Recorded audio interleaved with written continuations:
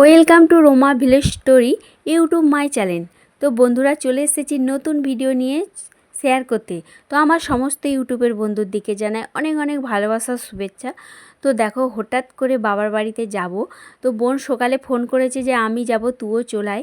তো আমি তো চলে গেলেই হলো না, আমার বাড়িতে যারা আছে তাদের যে ব্যবস্থা করে দিয়েই আমাকে যেতে হবে। তো ওদের রান্না বান্না কাজকর্ম ঘর দর পরিষ্কার পরিচ্ছন্ন করে সব রেডি টেডি করে দিয়ে আমি ছোট ছেলেকে নিয়ে গিয়েছিলাম বাবার বাড়িতে। তো যেতে আমার প্রায় 11টা বেজে গিয়েছিল। তো গিয়ে দেখলাম বোন এইদিকে রান্না বসিয়ে দিয়েছে।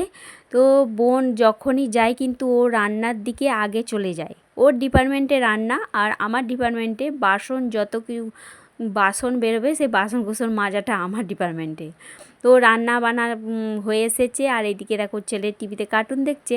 আর কী কী রান্না করেছে দেখো, চিকেন রান্না করেছে আলু দিয়ে, আর এটা মুরলা মাছের তেঁতুল দিয়ে, পাকা তেঁতুল দিয়ে টক বানিয়েছে। আর এদিকে দেখো ভেন্ডি আলু আর চিংড়ি দিয়ে একটা সবজি বানিয়েছে। আর তার সাথে আছে তো লেবু আর পেঁয়াজ কুচি। তো আবার দেখো এখানে দেখো একটা দই নিয়ে নিয়েছে, মিষ্টি দই। তো এই ছিল দুপুরের খাওয়া দাওয়া। আর সেই দিনকে কোনো ভিডিও করা হয়নি। তো দেখো তার পরের দিনে ছিল শ্রাবণ মাসের সোমবার, সেই দিনকে আমরা শুকনো খাবারই খেয়েছিলাম সারা দিনটা। তো সকালে উঠে তাড়াতাড়ি করে দুই বোনে কাজগুলো সেরে নিলাম, দিয়ে ও একটু আটা ময়দা মাখিয়ে নিল, ও বেলে দিল, আমি পরোটাগুলো ভেজে নিলাম। তার সাথে হচ্ছে আলু কুমড়ো তরকারিটাও বানিয়ে নিয়েছে আর চা বানিয়ে নিয়েছে।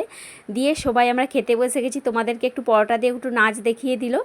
তো এই খাওয়া দাওয়া করে আমরা যে যার বাড়ি চলে যাব।